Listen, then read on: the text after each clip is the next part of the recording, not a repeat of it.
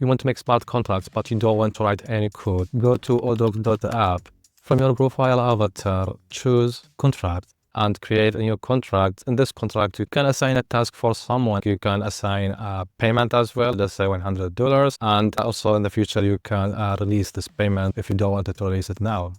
Another example, you can have shares contract. For example, let's just say you have a school. Let's just say the manager of the school can have maybe 50% of the income of the school. Let's just choose this guy here. One of the teachers can have maybe 10%. Let's just choose a teacher here. Let's just give this guy over 65. After this, you can share this contract with other people and they can make a payment on this contract. And for example, someone make $100 payment. It will be distributed on all of these people that you can see here. From their side, they can see the receipt, and this data will guarantee the proof of payment from the payer side and also guarantee the proof of shares from the shareholders or the beneficiaries.